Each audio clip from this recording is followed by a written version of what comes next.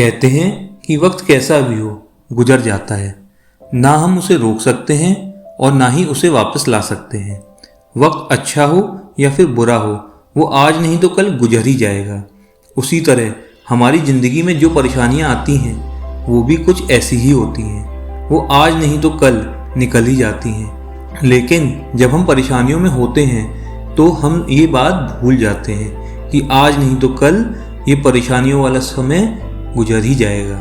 आज की ये वीडियो कुछ ऐसी ही है और ये आपको अपनी ऐसी समस्याओं से बाहर निकलने में मदद करेगी जिसका आपके पास कोई सॉल्यूशन ही नहीं होता और ना ही आप उन समस्याओं से निकलने के लिए अपनी तरफ से कुछ कर पाते हैं।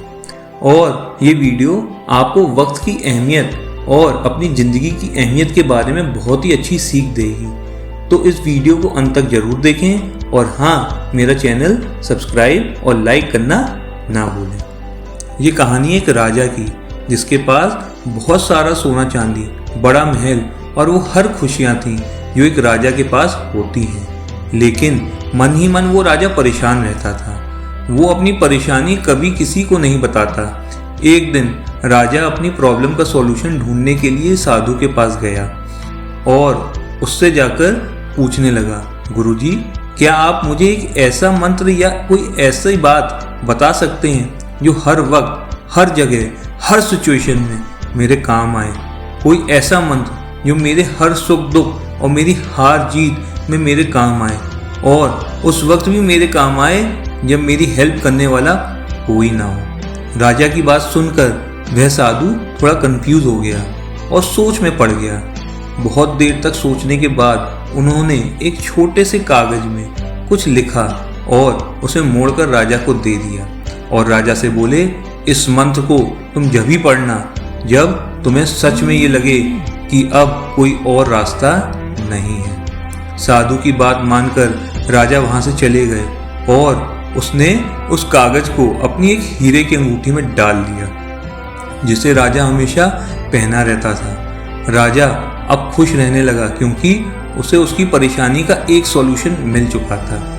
एक रोज शाम के वक्त राजा अपने सैनिकों के साथ शिकार पर गया। जंगल में थोड़ा अंदर जाते ही कुछ लुटेरों ने उस राजा पर हमला कर दिया। राजा के कुछ सैनिकों को मार दिया और कुछ डरकर भाग गए। किसी तरह राजा अपनी जान बचाकर जंगल की तरफ भागने लगा और कुछ लुटेरे उसका पीछा करने लगे। बहुत दूर तक भागने के बाद राजा एक छोटी सी गुफा में जाकर छिप गया। वो लुटेरे उस गुफा के आसपास ही घूम रहे थे। राजा बहुत डर गया था और उसे कुछ समझ में नहीं आ रहा था। तभी उसकी नज़र अपनी अंगूठी पर पड़ी और उसने उसमें से वो पेपर निकाल लिया और उस पर लिखा था, ये वक्त भी गुजर जाएगा। राजा ने इस लाइन को 2-3 बार पढ़ा और फिर सोचने लगा कि अभी कुछ समय पहले ही वो अपने आलीशान महल में कितना खुश था। उसके आसपास कितने सारे लोग थे और किसी तरह की परेशानी नहीं थी। लेकिन इस वक्त में कितनी मुसीबत हैं और शायद आज ये मेरा आखिरी दिन हो। राजा ने फिर से वो लाइन पढ़ी, ये वक्त भी गुजर जाएगा, और एक गहरी सांस लेकर अपनी आंखें बंद कर ली। थोड़ी देर बाद अंधेरा हो गया। लुटेरे उस राजा को ढूंढ नहीं पाए। अगली सुबह राजा के सैनिक उसे ढूंढते हुए उस गुफा के पास आए और राजा को अपने साथ ले गए। ये छोटी सी कहानी हमें लाइफ की बहुत बड़ी सीख देती है कि हमारी लाइफ में कुछ भी परमानेंट नहीं होता, ना ही हमारी खुशियाँ और ना ही हमारे दुख। वक्त के साथ सब कुछ बदल जाता है। हमारी लाइफ में हर चीज़ अपनी सही समय के अनुसार ही आती है और उसी तरह चली जाती है, फिर वो चाहे हमारी खुशियाँ हों चाहे वो दुख। हम सभी को अपनी लाइफ में यह मंत्र हमेशा ही याद रखना चाहिए, अच्छा हो या बुरा, ये वक्त है गुजर जाएगा।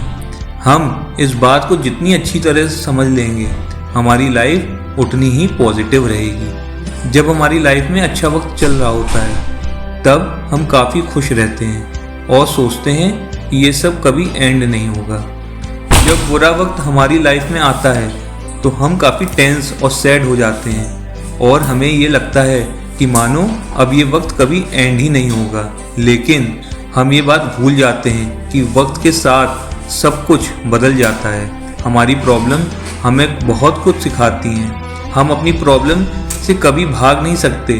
हम जितना उसे फेस करेंगे हमारी लाइफ उतनी ही ईजी हो जाएगी।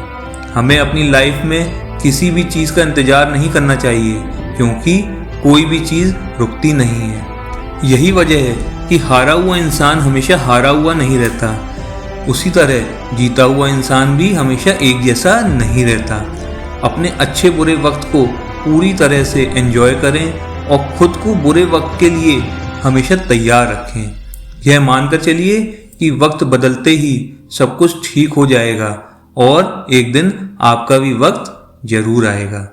तो कैसी लगी आपको ये स्टोरी, मुझे कमेंट कर जरूर बताएं और मेरे चैनल को लाइक और सब्सक्राइब करना ना भूलें। मैं फिर मिलूंगा एक और नई कहानी के साथ। Till then, thank you and stay connected.